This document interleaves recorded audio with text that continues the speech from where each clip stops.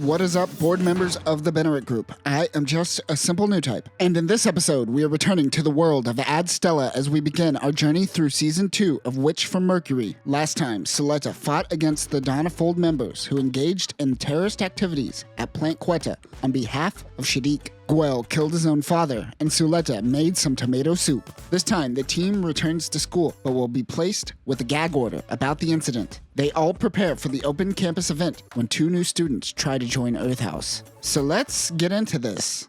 It has been 2 weeks since the incident at Plant Quetta. Back at the Astacasia School of Technology, everything is back to normal. A duel is about to begin. The catty bitches who are always trying to start shit, whose names I refuse to learn, are representing their houses. Elan is acting as the observer for this duel. Remember, this is Elan 5. The Elan that public faces with the people usually isn't the real Elan. These are either clones or people genetically modified to look like Elan. They keep it kind of vague. Elan 4 was a witch who can control gun format. However, Peltec deemed him to not be good enough, so they burned him and made Elan 5, which is who we are seeing here. And now for our first duelist of the second season and challenger. Standing tall at 19 meters is Ebony Boaz in the Azrawan. The F-0612 Azrawan is a mobile suit manufactured by Farisa Robotics. This unit is 19 meters tall and is equipped with two beam Vulcan guns mounted on the forearms along with an arm shield. And now the reigning champion. Representing Earth House, this space tanuki likes to paint her hands red. Standing at 18.2 meters tall and rocking the new aerial rebuild, I give you the current holder of the Astacasia School of Technology. It's Suletta Mercury.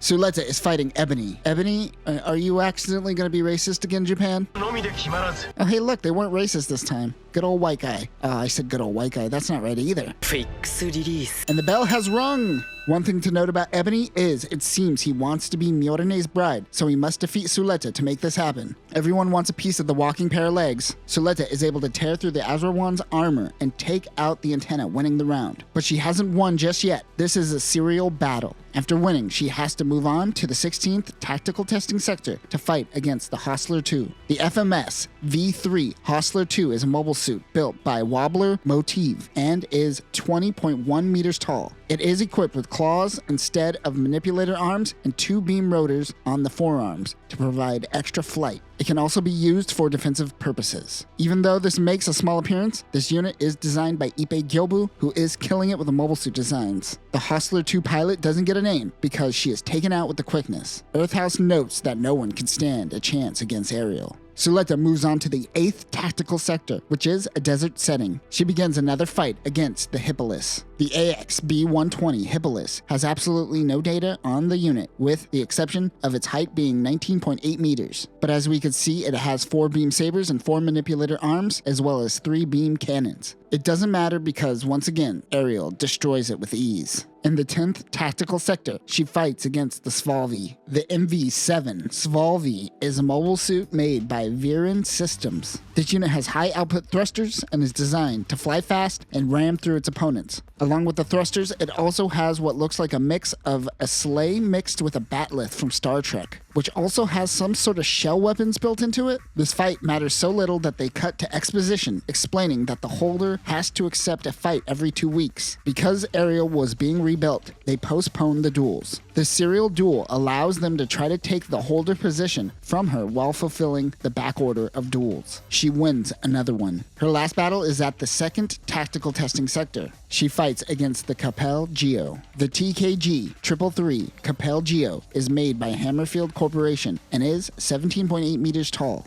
It has 2 shields on its arm, and does it really matter? Ariel destroys it before I can even finish this sentence. Suletta is determined to hold the holder position until Myorene's birthday. Everyone is currently preparing for open campus, which is similar to a school festival. However, the people of Earth House are more concerned over the events that happened at Plant Quetta. The kids have been given a gag order to not talk about the incident or they will be expelled. But of course, Suletta is in good spirits about everything. She goes to attend the greenhouse while Myorene is away. She is currently at the Bennett Group front, where she is watching over her father, who was injured during the Plant Quetta incident. The top three are meeting with each other to discuss Plant Quetta. Shadik is there on behalf of Grassley Defense Systems. Lauda is currently acting as CEO for Jeturk Heavy Machinery. Grassley and Pale found out about the desultor that killed Vim Jeturk and want to know if they are doing shady dealings with terrorists. Lauda tries his best, but can't hold his own in the boardroom. Maybe one day, buddy. Shadik also mentions that there were 2 mobile suits on the battlefield that utilized gun format tech and contained high levels of permit. Vim is dead, and Delling is on the verge of death. They are going to use this opportunity to team up and attack Earth. A series of Hindry Sturms launch. Remember, we saw these units during Season 1, let's just say suppressing the people of Earth, if you know what I mean? Murder. I'm talking about murder. Shadik talks with his father Sarius about his involvement with the incident. Remember, he hired Donna Fold to attack Plant Quetta in order to get the conflict going. It's a modern Gundam show, and just like modern geopolitics, we don't go to war. We just destroy lives and call it a conflict or an insurgency and throw it all under the rug. He must go back to school and not engage in business or duels and simply lay low for a little bit. Suletta calls her mother. She is still worried about the way she made spaghetti sauce the other day when helping Miorine. Prospera tells her that she handled the situation as best she could. So now that we are in the second season, we are clearly seeing Prospera, the Shar Mommy, grooming Suletta to become the next Shar. She currently eats out of the palm of her mother's hands, but we will start to slowly see that change. Nika is in the Earth House hangar being melancholy over the event. Remember, Nika is Donna Fold's man in the middle. She betrayed Suletta and Miorine and feels bad about it. Suletta comes in and makes it worse by telling her how precious of a friend she is to her. Oh, that was so sweet and genuine. I bet Nika really feels bad now. Out of nowhere, Noria and Sophie come in and hug Suletta. They were the 2 Gundam pilots and members of Donna Fold. Suletta wonders who these 2 are. They pretend that they know Suletta from their Gundam Inc. ads. They say they were transferred here as first-year piloting majors. They want to join Earth House. Most of the house seems okay with it. However, later that night, Nika talks to Noria, demanding to know what they are planning. To get accepted to the Astacassia School of Technology, you have to be nominated by a company within the Bennett Group. It seems they created a fake shell company within the Bennett Group to get accepted to the school. What we learn here is that this is how Nika was able to get accepted as well. Noria tells Nika that she knows her dream is to be a bridge between Earth and the Spacians. Nika says, "Yeah, that's cool. You know what else is cool? This knife." She holds it up to her abdomen, suggesting that they all work together. Suletta gives Sophie a tour of the school. "Oh my god, that Hato is so huge. Oh my god, that Hato is so phallic." Sophie causes a lot of havoc as she tours the campus. Martin and his bowl cut confronts Nika about her sending out an SOS during the Plant Quetta incident. He wants to know if she is hiding something. As the house president, he feels he is obligated to call this out. She of course lies and tells him that she simply didn't want to die and sent out an SOS. There is nothing more to it.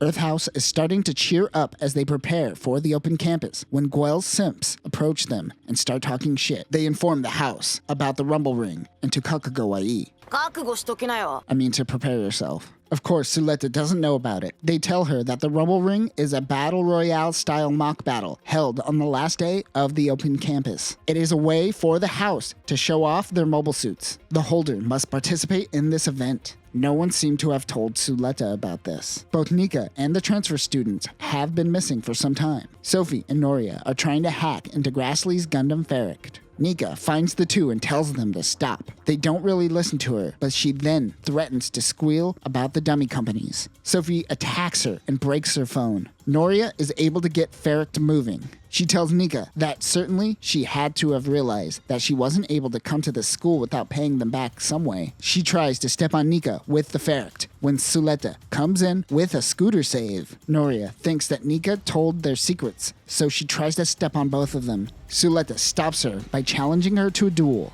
Noria doesn't care about the school rules, but Sophie indulges her. Miorine meets with Prospera. She wants to know why she made Suletta kill. She says that she saved the life of her and her father during that attack. Prospera was working with Delling towards the Quiet Zero project. She says that this will rewrite the world into one without war. Prospera says that she wants Miorine to follow through with the project.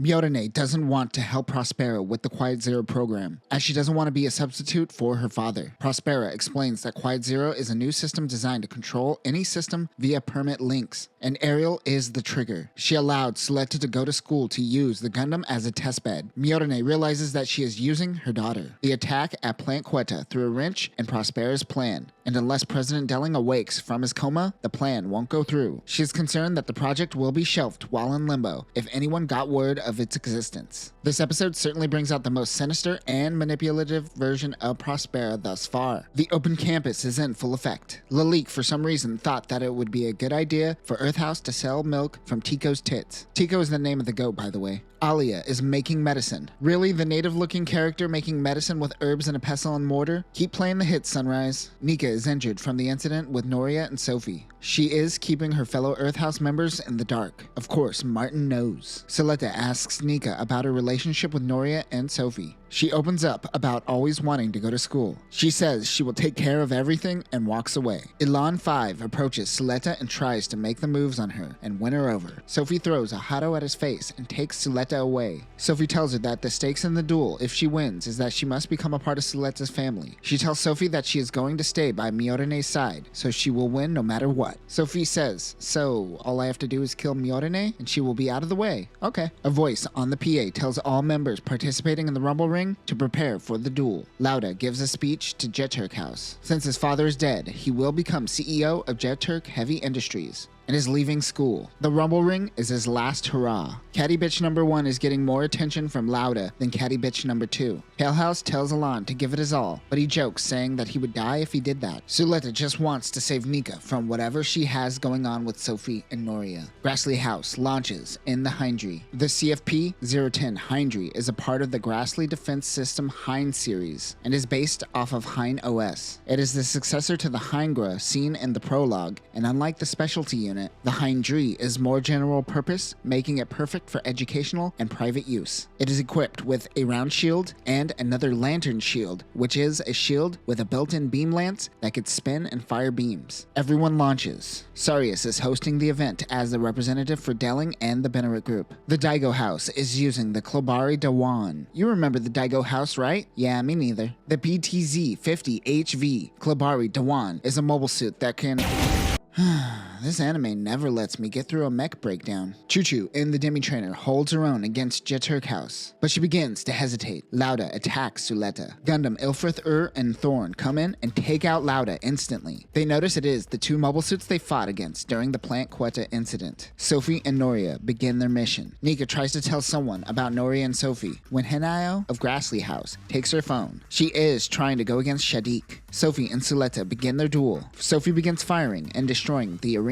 She has no limiters on her beam tech. Sophie is here to kill. Ruji tells Cecilia that this is an assault, so why hasn't the front management company moved in on the attack? Cecilia cancels the Rumble Ring and tells everyone to evacuate. One of the Klobari Dawan is shot, killing that guy. Did he have a name? Oh no. This moment could have been greatly enhanced if they killed off Renee or Felsi or someone who we actually had an interaction with in this show. Look, Lalique cries for this guy. I'm sure those two had so many adventures off screen. Sophie and Noria go to Permit Score 3 where they meet with Gunvolvas. The EDM GB Gunvolva uses the Ilfrith pre-production model as a basis for these units and are unmanned mobile suits controlled with Gund format tech. There is no cockpit in this unit, and rather they store a Gund format receiver in the chest. This is essentially a Gund bit in the form of a Gundam. It is equipped with a beam carbine, a shield, and a beam saber. These unmanned machines are the closest thing to mobile dolls that we've seen since Wing. So that makes Sophie like Dorothy, but without the eyebrows. She blows a hole into the front, and Ariel and Ilfrith fight in space. Suletta tells Sophie that she can't kill for the thing she loves. But then she remembered that one time she tried to make spaghetti sauce for Miorine. Choo-Choo and Elan protect downed Lauda. Shadiq's faction takes Darius into custody. Elan 5 notices what they are doing. Sophie tells Suletta that everything involving the Gundams are nothing but pure evil. Suletta says, but Ariel was built by my mother. For the first time in her life, the light bulb in her brain goes off and she questions if her mother is a good person. A data storm surrounds Ariel. Sophie takes control of the gun vulvas. She's pushing herself way too far. Remember what Elan 5 said about pushing yourself too far if you are a witch. Belmeria talks to Prospera, and she outright asks about her other daughter. What happened to Eric Samaya? Prospera says that she is by Suleta's side. It doesn't specify, but we could assume Sophie is at a permit score of 4, and it is doing great damage to her. As she begins to see the data storm, Sophie sees Eric Samaya. She says this is who she truly wanted to fight, and then suddenly stops. Belmeria realizes that Prospera turned her daughter into a Gundam. Prospera shows her the Quiet Zero program and tells her she will rewrite history. Suleta opens Sophie's cockpit to find that she has passed away. Noria tells her that this happens to all of the witches, all except Suleta. Noria wonders just who she is. The front management company walks in and takes Earth House in for questioning. They are arresting Nika for suspicion of being a terrorist. Martin finally took action and told someone. This does come off a little as Martin tattling on his team, but Suleta always takes the delusionally optimistic route of saving people. Martin seems like the only one that is an adult at this school, while everyone is just cosplaying businessman. We see this as Suleta, out in space, thinks that she saved Nika, not knowing what is going on inside. On Earth, we see how sparse resources are. Olcott is resupplying Earthians. He goes to check on Gwel, who is still his prisoner. He hasn't eaten anything in quite some time, as he still is in shock over the fact that he killed his own father. Olcott isn't going to let him die of starvation, so they shove food down his throat. Nika escaped with Donna Fold. Noria hits Nika and blames Sophie's death on her. She says that her methods will never get anyone to care about Earth, and then she kicks her in the face. Sabina tells her she can't kill a student. Darius thinks that Shadiq wants the business, but he actually wants the Benerit Group to sell all of its assets to Earth. Considering war is drying up, all that is left are small proxy wars fought on Earth. This will give them the power to fight their own wars perpetually. But most importantly, Shadiq wants to be in control of Earth's power. We learn that he is half Earthian, and Darius wonders if this is revenge against Space Noids. However, it is just the typical move to attain power. The Earth garrison forces head out. They are riding on top of a Tikbalang. The Tikbalang is a sublight system created by Pale Technologies. You could ride on top of the unit or hang from below. It is equipped with a wireless beam cannon stored in the nose. The Dominicus forces wonder why they aren't being used to attack Donna Fold. Kanaji Avery talks to Rajan of Cathedra. Myorine walks in and demands to know about Quiet Zero from Rajan. He has been around since the prologue and the Vanadis incident. Donna Fold is packing up and moving on to their next location. Some of the terrorist members stay as distractions in the Prodoros. The HU-45P Prodoros is a mobile suit made by Hanamat Manufacturing Industries. Like the Dom in Universal Century, these units have the ability to hover and glide. It is equipped with a pair of chain guns, a machine gun, and a halberd. While they are evacuating their citizens, one of the children yells about bringing back Gwel and not his father who died in the Plant Quetta incident. But Gwel makes it all about himself and says that me and my daddy issues are stronger than yours, kid. Also, he is a prisoner in a dirty-ass bathroom. Everyone is just hanging out in there. Gross. One of the kids mentions that his company is about to go bankrupt, which finally gets Gwel to respond. The Earth garrison spots Donna Fold and begins fighting the terrorists. They are trying to lure their forces towards the factories. A building with Olcott and the kids are hit. He gets up revealing that his left arm is made of gunned arm tech of some sort. One of the kids is critically injured. They leave her for dead. However, Gwel saves her and they make their escape. One of the Prodoros gets flung across the city and lands near Gwel. He goes to the mobile suit and begins barfing. Damn, how mangled was that body to cause you to throw up? He steals the mobile suit. Meanwhile, Kanaji informs a crewmate that Olcott was a former member of the Dominicus Corps, but he became a terrorist after the death of his family. Gwel operates the mobile suit, but it is too late. The little girl died while he was trying to save her.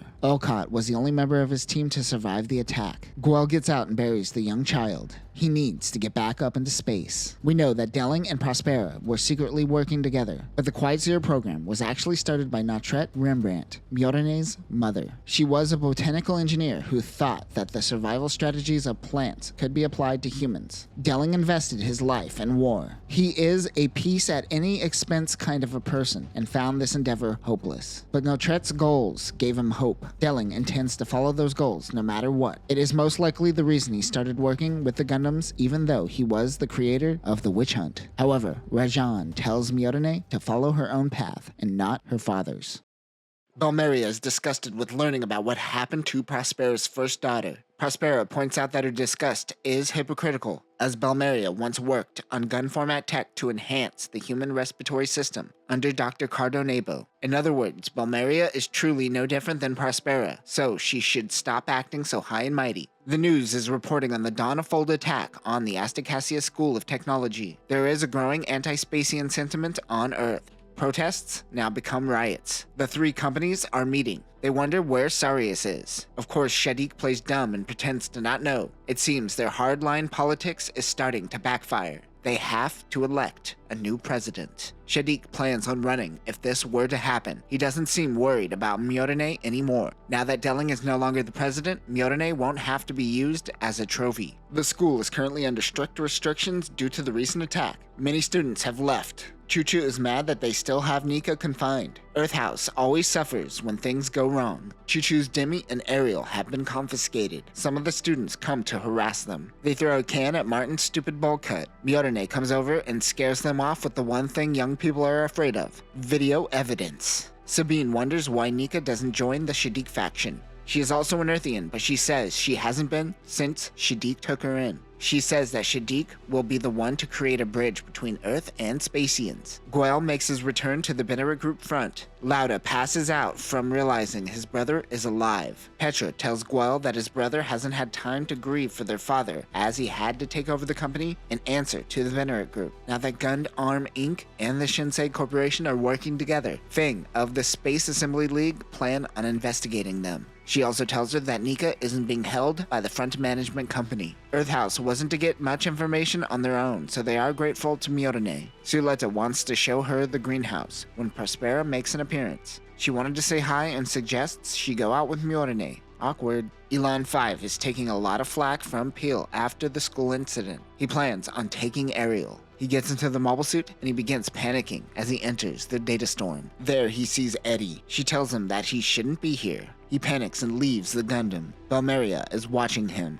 She works for PAL now, but she still believes in the ideals of Gundam tech. She gets a little too into her ideals, so Elon 5 gives her a good old bright slap. Myorine apologizes for being mad at Suletta after the tomato sauce incident at Plant Quetta, but she still doesn't like that she kills for the sake of her mother. She asks if her mother asked her to leave the school, would she do it? Suletta says, oh yeah, totally. She asks if her mother told her to kill, would she do it? She says yes. She is ultimately a puppet being groomed by her mother. Myorine runs away and finds Prospera and demands to know why she is doing this to her. Prospera tells her that this is all a part of her family's vengeance. They are the only survivors of the Vanitas incident 21 years ago. Everyone she knew and loved were slaughtered because of Delling in the name of a witch hunt. She doesn't really care about being called a murderer after what her father did. Prospera goes, oh, so you finally decided to work with me on the Quiet Zero plan. She wants Myorine to run for president in the election so they can get the Quiet Zero program moving. She says, you come from the blood of a murderer. You can make this happen. She agrees to help her out in exchange for not using Suletta anymore, but she must engage in one last duel before she will let her go. Then they could do whatever they want. However, Prospera believes that Suletta and Ariel won't want to ever part. The next day, at school, Myorine asks if she would give up Ariel. Of course, she says no because Ariel is like family to her.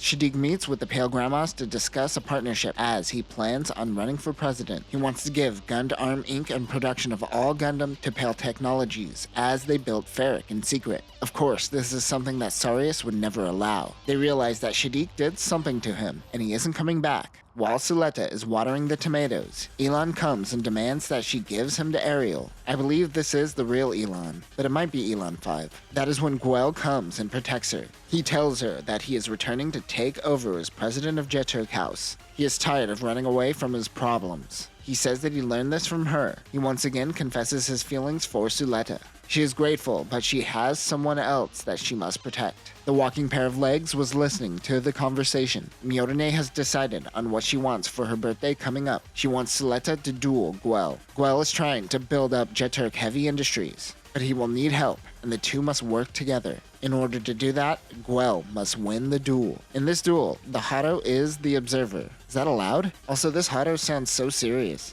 I don't like it, but this is the series that brings us Death Hados. More on that during the last episode. If Suletta wins, Guel must help Earth House from the harassment it has been receiving. If Guel wins, Suletta must give up Ariel. She doesn't want to agree, but Miorine urges her. Guel has a perfectly good character design. Let's run it with a haircut. Prospera wishes Suletta luck in her duel. Everyone is working against her, even her mother. Guel is using the Garibaldi. When he gets inside his mobile suit, he is reminded of the last time he was in one when he killed his father. The two enter the battlefield. Pale Technologies is ready to incinerate Elon 5, just like they did Elon 4, but he has gone missing. He meets with Nika and Noria. He wants to work with them. The two begin their duel. Guel keeps getting PTSD on the battlefield. Belmeria is with Prospera as they take their leave from the front. It seems Belmeria's freakout about her ideals earlier were all a ploy to get people to make moves. Suletta uses her gun to bits to disarm Guel. She goes in for the attack, and he begins defending after having another panic attack. He uses his bits and begins attacking.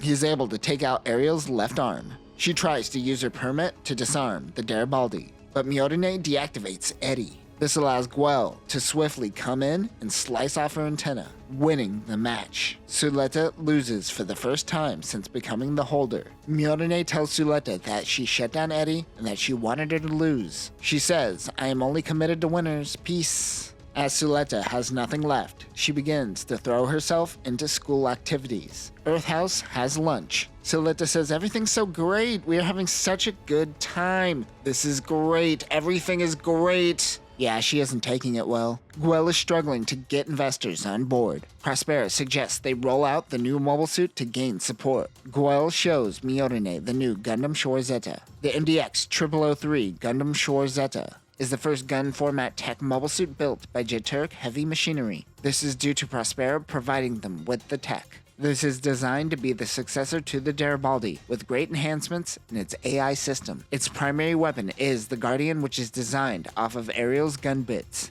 Like the gun bits, these can create a swarm controlled by the pilot. There are 4 offensive bit staves and 2 defensive bit staves. Each stave has a beam blade and a beam Gatling when fired in stealth mode. It also has an armed launcher and an omnidirectional laser. The Guardian has 3 different modes. The Guardian Sheath creates a giant beam blade weapon used for melee, and the bit staves can be used as a shield in this mode. The Guardian Draw mode makes the bit staves orbit the Gundam, acting as a layer of protection, and the Guardian Marionette, which is a charging mode. This is the same as Ariel's bit on form, where the staves can connect to hardpoints and replenish energy. Prospera wants them to show off the mobile suit as a display of their joint partnership. Miorine doesn't want to, as Gundam is meant for medical purposes and not mobile suits. Currently, Prospera is over at Grassley trying to get talks done with them. Belmeria is overlooking the gun node. It is an unmanned Gundam that extends Ariel's data storm. More on this later. Shadiq is trying to get access to Donna Fold's Gundams from the attack, but something is stopping them from gaining access. He wants Prospera to help him. Guel and Miorine run over and wonder what he is doing. They find out that he is also running for president, as he has gained the trust of Pale Tech already. Suletta doesn't blame herself for Miorine betraying her. Choo-Choo shakes her and says, "Come on, we are going to find Miorine." Elon 5 tells Nika that he isn't Elon and that Pale functions on an AI system and ranks everyone, with the original Elon being at the top. They are backups that look like Elon, or clones. They keep it vague, but their goal is to be guinea pigs for the Gundams, and they have some resistance to the data storm. If Nika were to use a Gundam, it would most likely kill her. The only exception seems to be Suletta and Ariel. Noria tries to stab Elon 5 for being a Spacian. Shadiq is getting more of a following, and Miorine wonders what their next move should be. Prospera shows her news of riots breaking out on Earth. This caused corporate overreach under the guise of investigating an incident. Miorine suggests that they go down to Earth and personally talk to the rioters. They can't go down with no show of force, so they decide to use Ariel. Meanwhile, Fang and the Space Assembly League question Belmeria. Martin talks to a Haro that acts as a crime hotline or some kind of digital therapist, as he asks the Haro if he did the right thing. Regardless, it is all fake, as Cecilia was listening to his conversation and she knows he is a snitch. Kanaji Avery decides to escort Miorine and Guel to Earth. Suletta goes to meet with Myorine and finds Ariel. She gets inside and pilots the Gundam. While inside, she struggles to move forward like her mother suggests. That is when Ariel and the data storm show her the past. She sees Eddie, who tells her a story of a time she was playing simulation games in Ariel. Eddie tells Suletta that she is a Repli child, which is a clone in this universe. She was one of many born of Eddie's genes. Suletta always mentions being the only child in Mercury, so I'm curious what happened to these other potential clones. I guess they got swallowed up by the data storm too? Suletta was made to be Eddie's body. However, once she reaches a permit score of 8, she will no longer need Suletta to help her move. Quiet Zero will help her achieve this. She says that she is no longer important to her or her mother, and she ejects her out of the mobile suit. Prospera comes and grabs her. She leaves a buoy for someone to save her, and she takes Ariel. She tells her to go back to school. It seems that Eddie and Prospera are doing this so Suletta doesn't get involved in what's to come.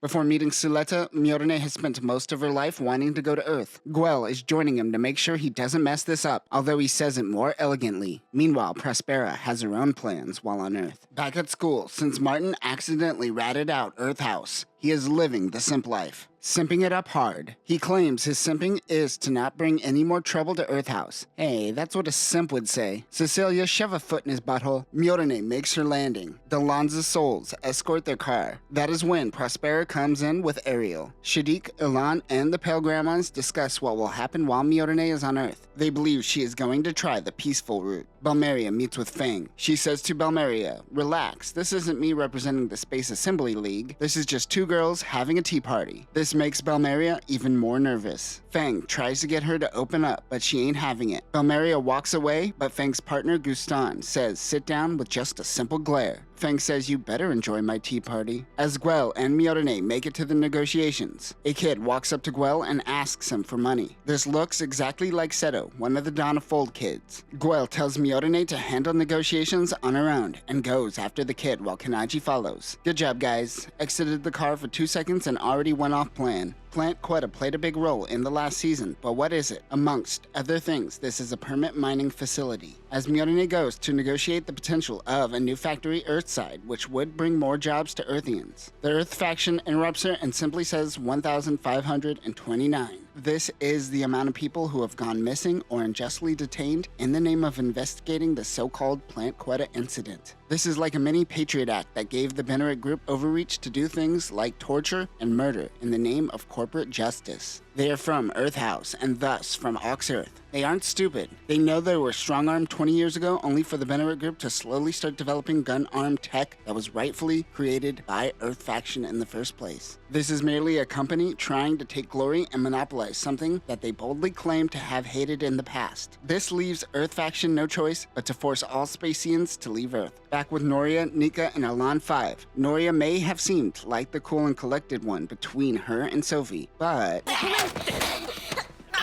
she seems to miss Sophie ultimately because she knows that as a witch, she will see the same fate one day. Elan is also a witch and understands this feeling considering his creators literally just want to incinerate him for being obsolete. However, Nika is so confused as to what is going on. Back on Earth, Myorine shows her legs. No, not those legs. The legs the students built for Gundam Inc., you filthy perverts. She shows the Earth faction the medical technologies they have been working on. She says that banning Spacians means Earthians would be banned from space, and she doesn't want this as Gunarm Inc. relies on Earth House. This inspires them to hold off on banishing all Spacians from Earth at least until the presidential election takes place. At school, Choo-Choo finds Suletta eating in the dark like a mouse. She forces her to interact with the rest of the world and get out of her funk. They happen to be making soup using milk from Tico's tits. The taste of Tico's tits makes Suletta cry. As everyone eats, Martin finally comes over and spills the beans to Earth House about the truth about Nika. Choo-Choo is mad, but Suletta says she was trying to stop Sophie and Noria. Till says that they have to ask her face to face. He gives Martin a bucket and tells him to milk Tico. He also tells him to shower. You smell like feet. Guel meets up with Seti and they discuss Cynthia's unfortunate death. This was the little girl Guel tried to save on Earth. He asks Guel if he could help him get into school. Grassley has training programs that help war orphans like Seti. This is actually where Shadiq came from, so it is possible to advance from there to Astacassia. He says he wants to be like the prince. That is when Kennedy treats this little kid like a suspect and pins him. The prince that he is referring to is Shadiq before taking on that name. This is something that isn't uttered in space. So why does an Earthian kid know about this? Especially one associated to Donna Fold. Guel calls Miorine and tells her that it is Shadiq. He is the one behind the attack on the school. He doesn't have any evidence, so Miorine suggests he go back to school and find Sarius. Prospera begins making her move. Remember that Ariel has the override feature when operating at permit score 6 or higher. At the moment, there is a ceasefire between the Benerit group and Earth rebels. Ariel overrides one of the Earth rebels' tanks and forces it to fire on the building where Miorine and the negotiations are happening. This makes it seem like the rebels broke the ceasefire, which allows Prospera to just have a good time. She goes underground near a harbor to find former Ox Earth mobile suits. Back in space, Fang tells Belmeria that the ones that are funding the former Ox Earth seems to be the Space Assembly League. She seems to be an internal affairs type figure trying to figure everything out from the inside. The ceasefire between the Benerit group and Earth ends. This also causes Miorine's negotiations to end as well. Belmeria tries to show Fang the data regarding Quiet Zero, but that is when a silent gunshot goes off. Prospera's right-hand man, Godoy, shoots Fang. She pushes Belmeria and closes the door as Godoy puts a few rounds in Fang. Damn, this is why you never tell people your plan. You instantly die. Every time. Miorine blames herself for all this. Meanwhile, the media also blames Miorine for all of this. As Guel heads back to the school to try to arrest Shadiq,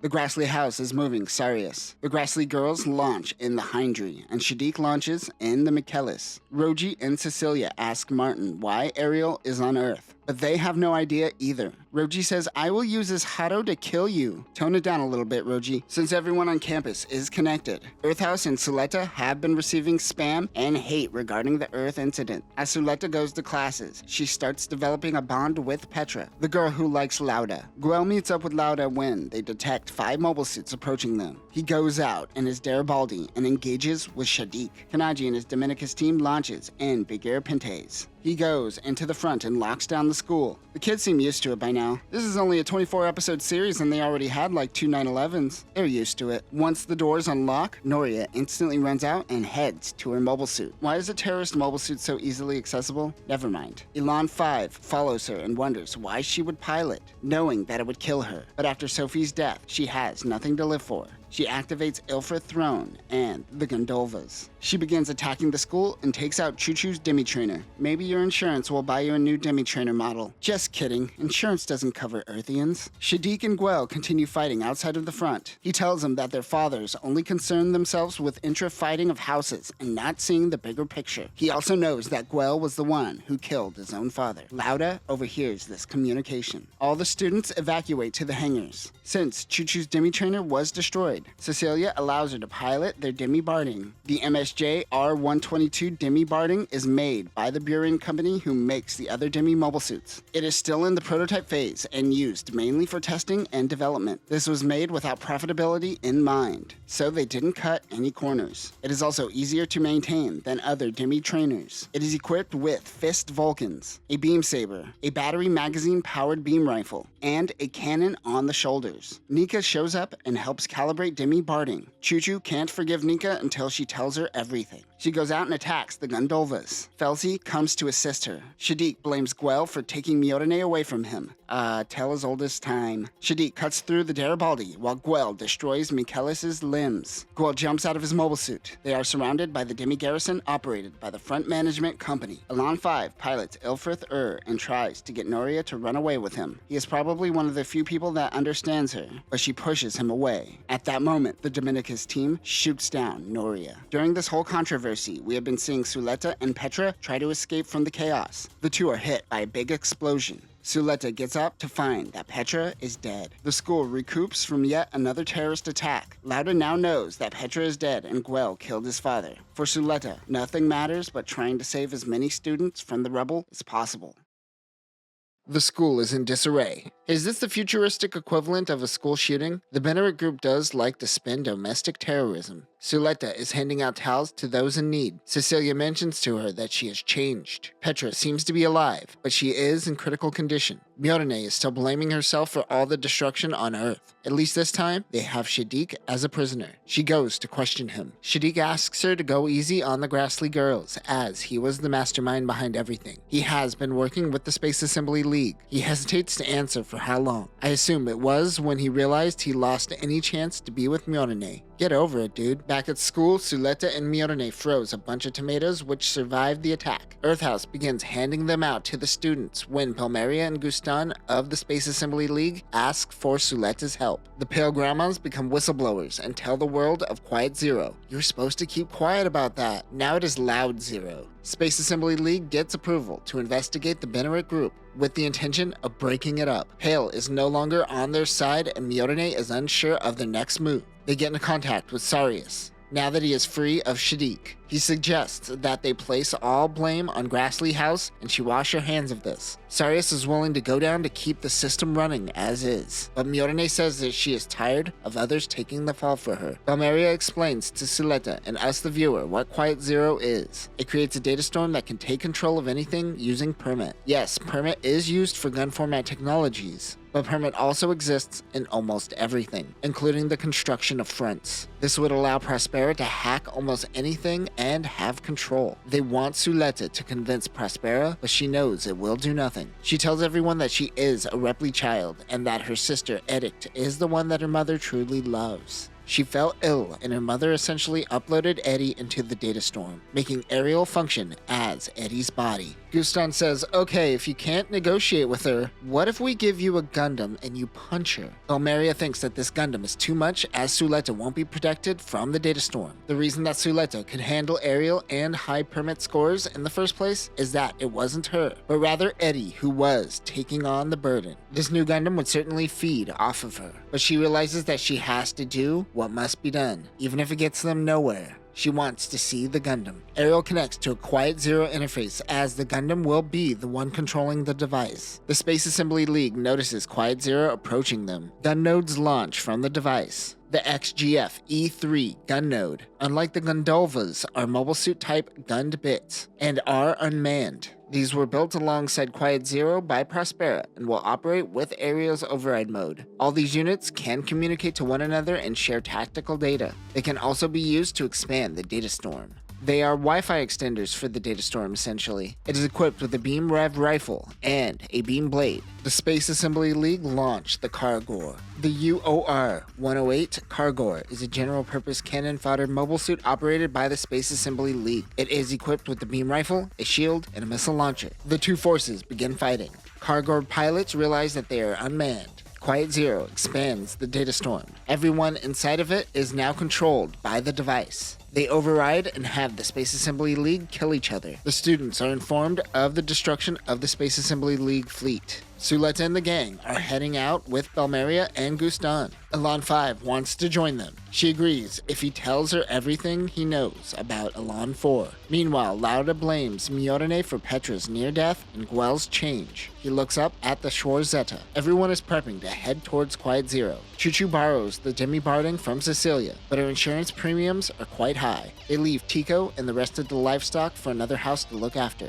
Quiet Zero has stopped operation. Cathedra and the Bennett group members meet to see what they could do. Suletta wants to meet with Myorine and have a heart-to-heart talk, but Guel doesn't want to allow her. He says that they should duel. If he wins, she will give up on Myorine. She agrees. Is the school even capable of holding a duel right now? Most of the school is destroyed, so... Oh, a fencing duel. I didn't see that coming. Did they set up that these two could fence? This is kind of out of nowhere. Is it just because of a duel? Is it a reference to Amado and Shar? I don't get it. Anyways, Suletta wins the duel fast. Not that there was any emotional weight. Guel seems to be over this as well because he says, congrats, you are the holder now, bye. Suletta tells Myorine that she is going to stop Quiet Zero and talk to Mom and Eddie. She still can't handle that her decisions got people killed. Suletta relates to her by talking about that one guy she killed by making tomato sauce, but she did it to protect the people she cares about. The walking pair of legs gets up and opens the door. Wow, they really linger on those legs. She convinces Myorine to join them.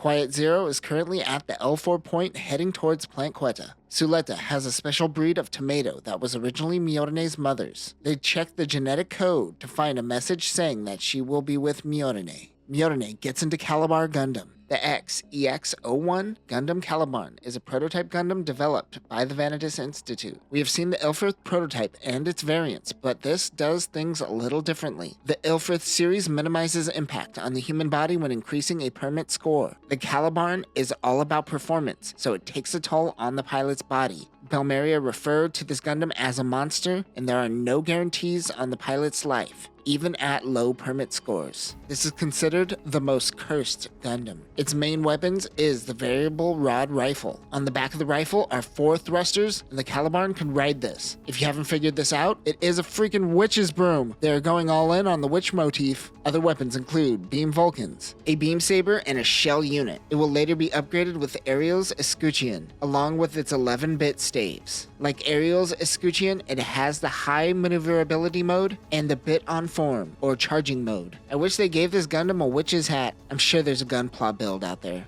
They activate the Gundam and go to permit score 3. She begins struggling like every other witch now that she doesn't have Ariel to protect her. They increase to permit score 4. She is able to make it to 5. Before heading out, Delling Rembrandt wakes up from his coma. Miorene visits him, though he is still somewhat unresponsive. The team heads out. Guel, Felsi, and Roji and his Death Harrow also join the team. Quiet Zero begins expanding its data storm. Caliban enters into it. Only Gundams can enter, and conveniently making Suletta the only option, except for the modifications on the bombarding that allows it, but let's not talk about that. Prospera notices that it is Suletta. She begins fighting the gun nodes. Outside of the data storm, Gundam Shorzeta makes its appearance. It is Lauda. Stupid Lauda. He begins fighting Guel in his Garibaldi. Eric tells Suletta that she shouldn't have come here. Outside, Lauda is taking all of his frustrations out on Guel. Felsi goes to help Guel, while Nika and Chuchu head out in the bombarding. Permit has been added to the bombarding to allow them to enter the data storm. The Gundam Shorzeta's sword turns into gun bits. Okay, that's kinda cool. Lauda attacks like a madman. He takes off Guel's antenna as though it was a duel. It shows you where Lauda's head is at compared to Guel, who has done a lot of growing. The Space Assembly League gets a call from Delling Rembrandt, who wants to gather everyone for an emergency meeting. Suletta won't allow them to kill just to bring back Eddie. Eddie attempts to kill the demi-trainer when a data interference occurs. Chuchu is carrying Miorene and the others in a cargo hold. They are blitzing towards Quiet Zero. Prospera cocks her gun and says, "Time to kill some children." The team consists of Kanaji, Belmeria, Miorene, Elan 5, Chuchu, and Martin. Chuchu opens the door on Quiet Zero to find Death Harrows. Guel and Lauda continue fighting. The two go in with their beam sabers, but Guel turns his off. Lauda stabs through the Garibaldi. Did you know this episode aired on June 25th, which is National Fatherless Children's Day in Japan? Well,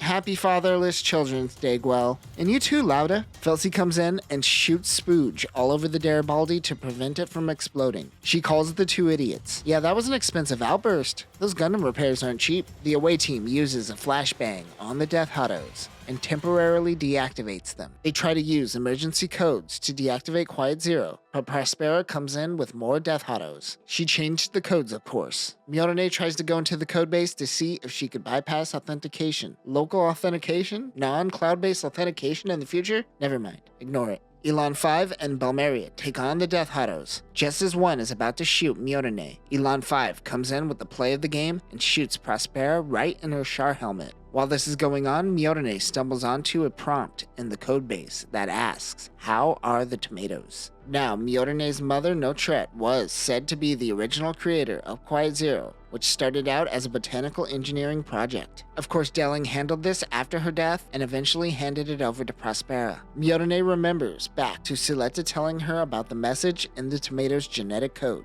She types into the prompt the genetic code of Notret's tomatoes, and this gives Miorene full access to Quiet Zero. Miorene's mother effectively placed a backdoor into the system, knowing this would happen one day. This allows them full access to Quiet Zero, and they stop all operations. The Death Harrows stop as well. It seems that they have stopped Quiet Zero. Delling contacts the Space Assembly League and says that they should stand down now that it has been deactivated. But the SAL says, nah, actually we're kind of tired of corporations running things. So we are going to just fire a massive weapon at the L3 point, and we'll pick up the pieces once it's all over. The Space Assembly League has a secret solar ray type weapon hidden up their sleeves. Oh snap, it wouldn't be a Gundam AU if a weapon of mass destruction doesn't come out of nowhere, I guess. Looking at you, Seed, Edict can sense something big coming. The weapon is fired. Eddie uses Ariel and the gun nodes to shield Quiet Zero, mainly to protect Prospera. They seem to have saved the device, but once the dust settles, Suletta notices that Eddie and Ariel are destroyed. Suletta wakes up and instantly wants to go find Eddie. Ruji tells her that the ILTS, or Interplanetary Laser Transmission System, fired at a max output. This would leave them some time before they could fire again. Prospera gets up after getting shot. I guess her helmet's good for something. Ariel and Eddie seem to be dead in the water as the Gundam isn't showing any signs. SAL forces are heading their way. Suletta launches in the Caliban and Guel in Felsi's Delanza. She takes what remains of Ariel and brings it to Quiet Zero. Prospera wants her to connect her back to Quiet Zero, but Suletta refuses. She tells her daughter that she was kinda putting on a front and that her body is giving out, and she has very little time before the inevitable.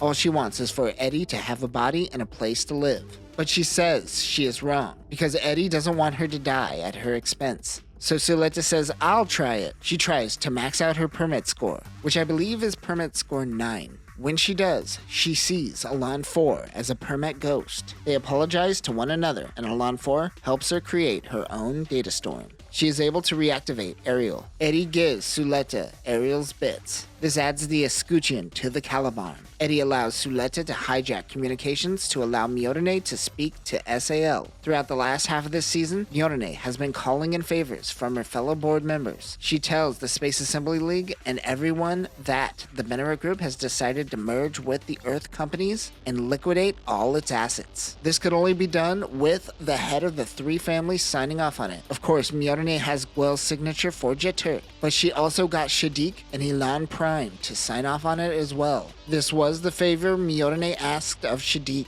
Also, thanks to Sarius, she also states that Grassley Defense is now on record of conspiring with SAL. The Pale Grandmas are mad at how this could happen. Elan says, it was me. They gave me money and a nice cushy job if I signed it over to her. I was barely in the show. It was all about my clones. I'm getting paid, bitches. Elan Prime out. Because of this, Donna Fold's job on Earth is finally done. Even with all of this, it doesn't matter to SAL, as they are almost ready to fire the ILTS system once again. Suletta will stop it on her own. She creates a giant data storm that apparently reaches from the L4 point to the L1 point. She's extending 5G coverage like crazy. This allows Suletta to take control of all the Gundams on board the ship, which includes Swarzetta, Caliban, Ferrict, and Ariel. I guess Elan 5 brought Ferrict with him? This extends the range, allowing Suletta to override the ILTS. While in the data storm, Prospera is able to see her husband Nadine and Cardo Nebo as permit ghosts. Eddie tells her mother that she wants to be by Suletta's side. The permit breaks down at the particle level, and the Gundams and Quiet Zero dissolve. Suletta and her keychain are drifting out into space after the Gundam disappeared. The keychain lights up. The Demi Barding with Myorine on board goes to save her. Add Stella 125. Over the past 3 years, Nika was in prison for helping Earth and the Shadiq faction. Earth House meets up with her. She received a mechanic's certificate which allows her to work while finishing up school. I can't imagine she was allowed back to Astacassia though, right? After being Cecilia's simp, Ruji finally learns to stand up for himself. Meanwhile, Elan 5 goes to find all the places on Earth that Noria drew in her notebook. Myorine still has a lot of work to do, mending the wounds she created on Earth 3 years ago. She heads out to meet with Suletta and Prospera, who is now in a wheelchair. After her legs finally gave out from too much permit, Suletta has finally become a teacher like she always wanted. On Myorine's luggage is the keychain. It begins talking. Eddie's consciousness now exists in this charm. Imagine being powered by a high-end operating system in a mobile suit and then being transferred to something with the compute power of a Raspberry Pi. Kill me! Suletta helps Myorine up, showing the two wearing rings. So they are married, even if the execs over at Sunrise are really trying to downplay that hard. They're just two really good roommates. And that will conclude Mobile Suit Gundam, The Witch from Mercury. I really liked the themes in this show, but man, it needed more focus or more episodes. Was this a show about a school of Gundam pilots? A show about corporate overreach within the government? Or is this about taboo technology that everyone hates but also loves? Well, they're all wrong. It turns out it's a show about a mother and a daughter, but it needed to focus on one of these aspects instead of jumping around in between these ideas. I believe each of these themes have potential to be its own Gundam show. Ad Stella is a relatively new universe with not too much to work with, but our next Witch from Mercury adventure will be Vanitas Heart. This takes place in AS-106, 5 years after the Vanitas incident, where we see the hatred for Gundams and Earth grow. But that will do it for now, new types. Remember, if you have to put your sister in something, maybe give her something with a camera and access to the internet. Peace.